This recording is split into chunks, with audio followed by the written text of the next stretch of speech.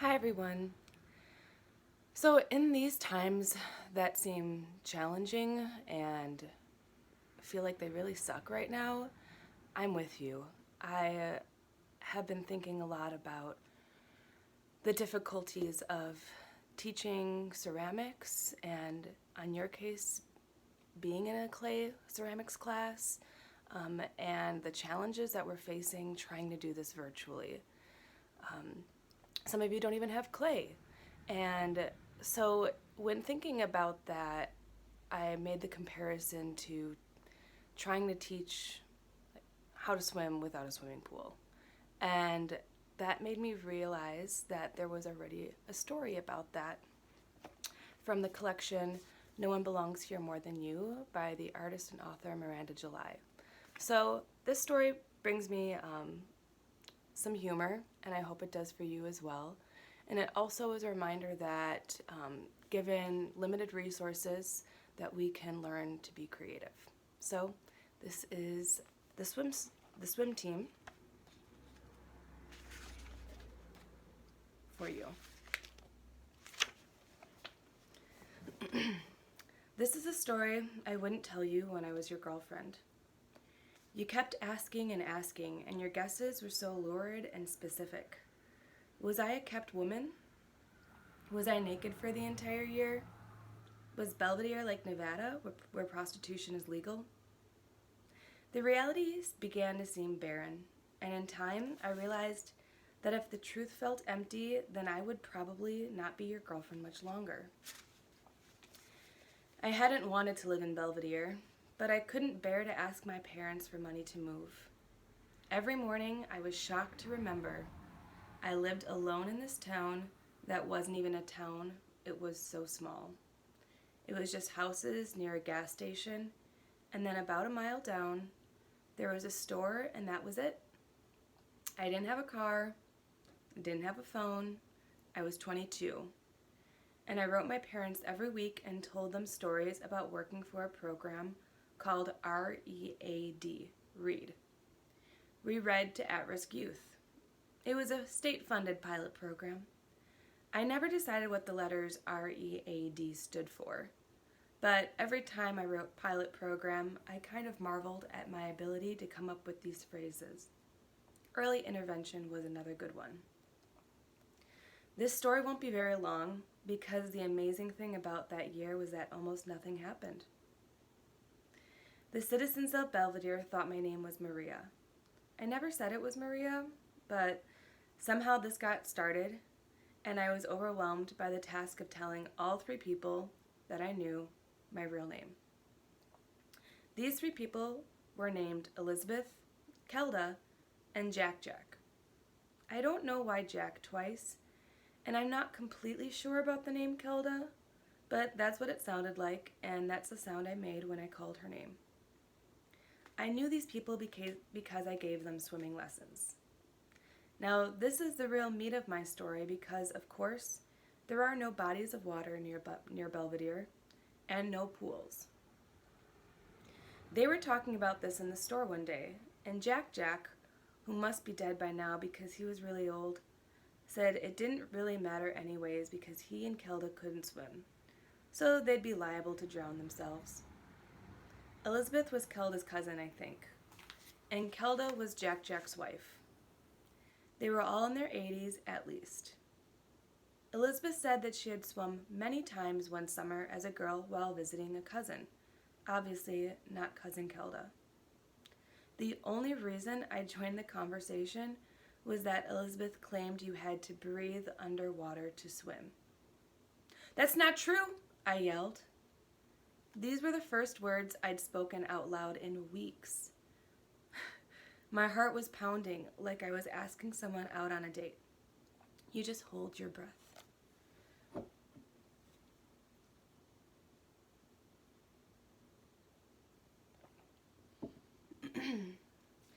Elizabeth looked angry and then said she'd been kidding. Kelda said she'd be too scared to hold her breath because she had an uncle who died from holding his breath too long in a hold your breath contest. Jack Jack asked if she actually believed this, and Kelda said, yes, I do. And Jack Jack said, Your uncle died of a stroke. I don't know where you get these stories from, Kilda. Then we all stood there for a little while in silence. I was really enjoying the companionship and hoped it would continue, which it did, because Jack said, "So, you've swum." I told them about how I'd been on a swim team in high school and even competed at the state level, but had been defeated early on by Bishop O'Dowd, a Catholic school. They seemed really, really interested in my story. I hadn't even thought of it as a story before this, but now I could see that it was actually a very exciting story, full of drama and chlorine and other things that Elizabeth and Kelda and Jack didn't have first-hand knowledge of. It was Kelda who said she wished there was a pool in Belvedere because they were obviously very lucky to have a swim coach living in town. I hadn't said I was a swim coach, but I knew what she meant. It was a shame. Then a strange thing happened. I was looking down at my shoes on the brown linoleum floor, and I was thinking about how I bet this floor hadn't been washed in a million years. And suddenly it felt like I was going to die. But instead of dying, I said, "I can teach you how to swim, and we don't need a pool." We met twice a week in my apartment. When they arrived, I had 3 bowls of warm tap water lined up on the floor, and then a 4th bowl in front of those, the coach's bowl. I added salt to the water because it's supposed to be healthy to snort warm salt water, and I figured they would be snorting accidentally. I showed them how to put their noses and mouths in the water and how to take a breath to the side. Then we added the legs and then the arms. I admitted these were not perfect conditions for learning to swim. But I pointed out this was how Olympic swimmers trained when there wasn't a pool nearby. Yes, this is a lie, but we needed it because we were 4 people lying on the kitchen floor, kicking it loudly as if angry, as if furious, as if disappointed and frustrated and not afraid to show it. The connection had to be enforced with strong words. It took Kelda several weeks to learn how to put her face in the water. That's okay, I said. We'll start you with a kickboard. I handed her a book. That's totally normal to resist the bowl, Kelda. It's the body telling you it doesn't want to die. It doesn't, she said. I taught them all the strokes I knew. The butterfly was just incredible, like nothing you've ever seen. I thought the kitchen floor would give in and turn liquid, and away they would go, with Jack in the lead. He was precocious, to say the least. He actually moved across the floor, bowl of salt water and all. He'd come pounding back into the kitchen from a bedroom lap, covered with sweat and dust, and Kelda would look up at him, holding her book in both hands, and just beam. "Swim to me," he'd say, but she was too scared, and it actually takes a huge amount of upper body strength to swim on land. I was the kind of coach who stands by the side of the pool instead of getting in, but I was busy every moment. If I can say this without being immodest, I was instead of the water. I kept everything going. I was talking constantly like an aerobics instructor, and I blew the whistle in exact intervals, marking off the sides of the pool. They would spin around in unison and go the other way. When Elizabeth forgot to use her arms, I'd call out, "Elizabeth, your feet are up, but your head is going down," and she'd madly start stroking, quickly leveling out. With my meticulous hands-on coaching method, all dives began with perfect form, poised on my desktop, and ended in a belly flop onto the bed. But that was just for safety. It was still diving. It was still letting go. Elizabeth added a rule that we all had to make a noise when we fell. This was a little creative for my taste, but I was open to innovation. I wanted to be the kind of teacher who learned from her students. Kelda would make the sound of a tree falling, if that tree were female. Elizabeth would make spontaneous noises that always sounded exactly the same. and Jack would say, "Bombs away." At the end of the lesson, we would all towel off, and Jack would shake my hand, and either Kelda or Elizabeth would leave me with a warm dish, like a casserole or spaghetti. This was the exchange, and it made it so that I didn't really have to get another job. It was just 2 hours a week, but all the other hours were in support of those two. On Tuesday and Thursday morning, I'd wake up and think, swim practice. On the other mornings, I'd wake up and think, no swim practice. When I saw one of my students around town, say at the gas station or the store, I'd say something like, "Have you been practicing that needle nose dive?" And they would respond, "I'm working on it, coach."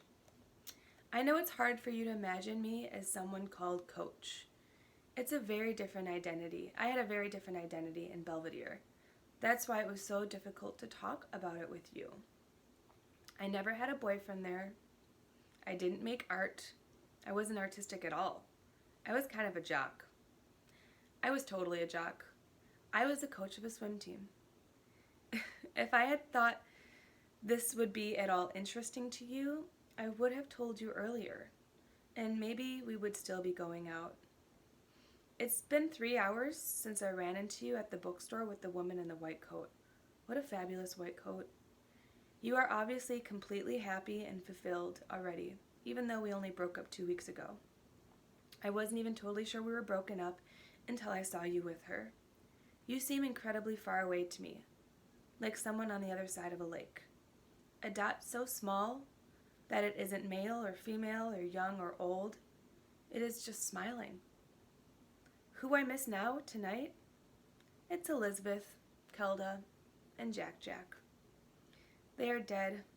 Of this I can be sure. What a tremendously sad feeling. I must be the saddest swim coach in all of history.